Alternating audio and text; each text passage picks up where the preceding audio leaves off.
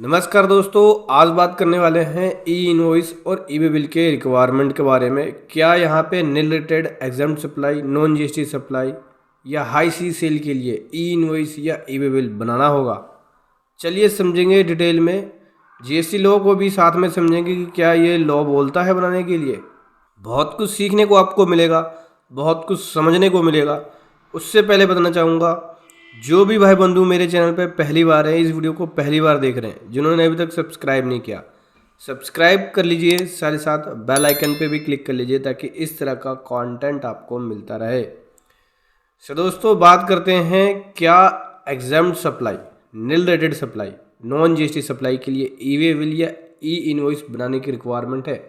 तो दोस्तों नहीं, यहाँ पे ई वे बिल या ई इनवॉइस बनाने की रिक्वायरमेंट है अगर आप nil rated, non GST, exempt supply या हाई सी सेल करते हैं तो, क्योंकि इन सभी सप्लाई के अंदर कोई भी टैक्स नहीं लगता। और जब टैक्स नहीं लगता है तो अगर हम ये डॉक्यूमेंट नहीं बनाए, ई वे बिल या ई इनवॉइस, तो गवर्नमेंट को रेवेन्यू का लॉस नहीं होगा। साथ ही साथ इस तरह के केसेस में ई इनवॉइस, ई वे बिल में छूट है, आपको बनाने की ज़रूरत नहीं है। इस तरह के केसेस में बिल ऑफ सप्लाई बनता है, टैक्स इनवॉइस नहीं बनता। और टैक्स इनवॉइस के बेसिस पे ही आपका ई वे बिल और ई इनवॉइस बनता है। टैक्स इनवॉइस मतलब जब आप बिल के ऊपर टैक्स लगाते हैं। नील रेटेड सप्लाई में आप बिल पे टैक्स नहीं लगाते हैं, इस कारण ना ई वे बिल बनेगा ना ई इनवॉइस बनेगा। ऐसे ही नॉन जीएसटी सप्लाई में, नॉन जीएसटी सप्लाई का मतलब हो गया कि जीएसटी के अंदर उसको सप्लाई नहीं मानी जाएगी। Non GST supply high sea cell को भी बोलते हैं। हाई सी सेल जो होती है वो नॉन जीएसटी सप्लाई के अंदर ही आती है। और एग्जाम्प्ट सप्लाई, देखो एग्जाम्प्ट सप्लाई और टैक्सेबल सप्लाई अगर मिक्स्ड है तो बनेगा, लेकिन अगर पूरी की पूरी एग्जाम्प्ट सप्लाई है तो उस केस में ई वे बिल और ई इनवॉइस बनाने की ज़रूरत नहीं है। Non GST supply high sea cell में भी बनाने की ज़रूरत नहीं है ई वे बिल और ई इनवॉइस। हाई सी सेल कहाँ बोलते हैं, हाई सी सेल के बारे में बताते हैं।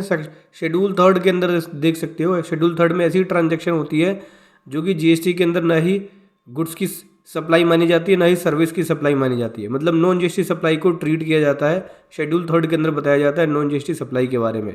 और हाई सी सेल जो है ये पॉइंट नंबर 7 पे बोलते हैं कि ऐसी सप्लाई जब नॉन टैक्सेबल टेरिटरी से किसी दूसरे प्लेस में चली जाए, जो कि वो भी नॉन टैक्सेबल टेरिटरी है, बिना गुड्स को एंटर किए इंडिया में, तो वो हाई सी सेल होगी। और हाई सी सेल के केस में भी ना ई वे बिल बनेगा ना ही ई इनवॉइस बनेगा।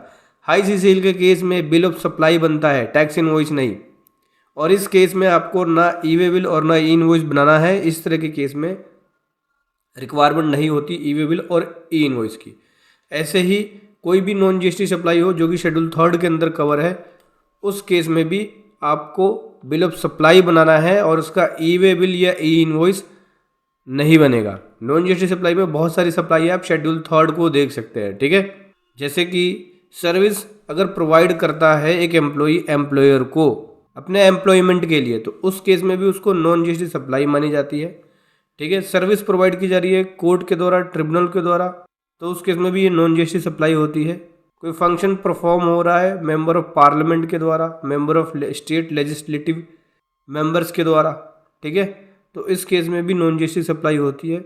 ड्यूटी परफॉर्म हो रहा है किसी भी पर्सन के द्वारा किसी भी पोस्ट के लिए इन pursuance of constitution in that capacity, तो उस केस में भी नॉन जीएसटी सप्लाई मानी जाती है। सो इस तरह की तमाम सर्विसेज देख सकते हैं, बहुत सारी सर्विसेज है। आप शेड्यूल 3 को पढ़ लेना।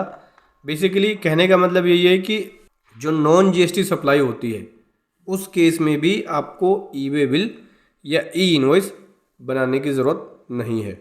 इस तरह के केसेस में बिल ऑफ सप्लाई बनता है, टैक्स इनवॉइस नहीं बनता है। कुछ लोग ये पूछ रहे होंगे कि क्या सर एक्सपोर्ट के केस में भी ई वे बिल या ई इनवॉइस बनाने की ज़रूरत नहीं है। तो देखो, एक्सपोर्ट का जो केस होता है वो nil rated, non GST supply, exempt supply या हाई सी सेल के अंदर नहीं आता है। एक्सपोर्ट का जो केस होता है वो जीरो रेटेड सप्लाई में होता है। जब आप विद पेमेंट ऑफ टैक्स करेंगे तो उस केस में जाहिर सी बात है ई वे बिल और ई इनवॉइस तो बनेगा ही। विदाउट पेमेंट ऑफ टैक्स करते हैं एक्सपोर्ट एलयूटी या बॉन्ड के अंदर, उस केस में वो जीरो रेटेड सप्लाई होती है और उस केस में ई वे बिल और ई इनवॉइस बनाना मैंडेटरी है, बनाना ही होगा अगर आप एक्सपोर्ट करते हैं तो। लेकिन अगर आप nil rated, non GST supply या पूरी एग्जाम्प्ट सप्लाई करते हैं या हाई सी सेल करते हैं तो उस केस में ई वे बिल या ई इनवॉइस को बनाने की रिक्वायरमेंट नहीं है। उस केस में बिल ऑफ सप्लाई इशू करेंगे, टैक्स इनवॉइस इशू नहीं किया जाएगा। तो दोस्तों वीडियो कैसी लगी ज़रूर बताएं। Thank you so much. जय हिंद, वंदे मातरम।